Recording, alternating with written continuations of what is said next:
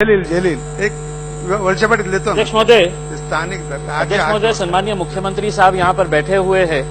हम उनसे ये पूछना चाहते हैं कि अगर हम इतने सालों के बाद जनता को साफ सुथरा पानी नहीं दे पा रहे हैं, मंत्री जी ने ये बताया है कि लाइन साफ हो गई। अध्यक्ष महोदय, आप भी औरंगाबाद से आते हैं, यहाँ पर 2,500-3 हजार लोगों को गैस्ट्रो हुआ, रोड नीचे उनको सुलाना पड़ा, वहां पे नीचे लिटा के उनका इलाज करना पड़ा। लेकिन औरंगाबाद शहर के अंदर ऐसे बहुत सारे इलाके हैं जहां आज भी बहुत सारी बस्तियां हैं जहां पर ड्रेनेज का और ड्रिंकिंग का पानी है तो एक साथ पाइप से मिला हुआ है।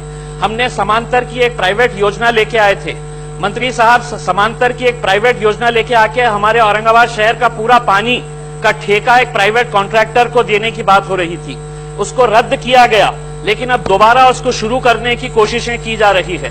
हम आपसे ये पूछना चाहते हैं, वो स्कीम दोबारा शुरू करने वाले हैं आप? सरकार की मंशा है क्या कि एक औरंगाबाद शहर पूरे महाराष्ट्र का पहला ऐसा शहर रहेगा जहां शहर के पूरे पानी का ठेका एक प्राइवेट कॉन्ट्रैक्टर के हाथ में दिया जाने वाला है?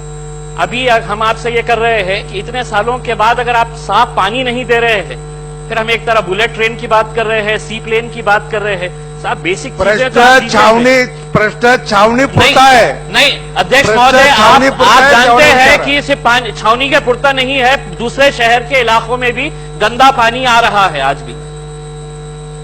अध्यक्ष महोदय, मी आधीच सांगितलं की हा त्या दिवशी आणि त्या आठवड्यामध्ये जिथे जिथे महापालिकेचा पाण्याचा सप्लाय होता तिथे कुठेच काही प्रॉब्लेम नव्हता अध्यक्ष महोदय। केवळ छावणी परिसराला जिथून छावणीला सप्लाय होतो मुख्य महापालिकेच्या लाईन मधून, तिथे त्या कनेक्शनच्या तिथे एक सूस वॉल आहे, त्या वॉलमध्ये बिघडल्यामुळे 2 दिवस पाण्याचं आपण थांबवून तिथे तो सूस वॉल दुरुस्त केला आणि त्याच्यानंतर जेव्हा सप्लाय सुरू झाला त्याच्यानंतर तिकडे त्या दूषित पाण्याचा पुरवठा झाला अध्यक्ष महोदय। त्याच्यामुळे हा सगळा प्रसंग उद्भवला। आदरणीय सदस्य श्री इम्तियाज जलील साहेबांनी दुसरा त्यांचा त्या समांतर पाईपलाईन बद्दलचा विचारला, तो अध्यक्ष महोदय याच्या बाहेरचा स्कोपच्या बाहेरचा आहे, पण तरी अध्यक्ष महोदय त्याचं मला माहिती आहे की ती न्यायप्रविष्ट बाब असल्यामुळे सध्या त्याच्यावरती भाष्य करत आहे।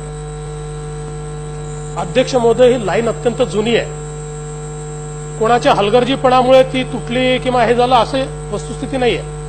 ही अत्यंत जुनी लाईन आहे आणि जुनी लाईन असल्यामुळे त्या ठिकाणी जो जॉईंट होता त्या जॉईंटच्या तिथे लिकेज झालेला आहे। ते लक्षात आल्याबरोबर लिकेज थांबवलेला आहे।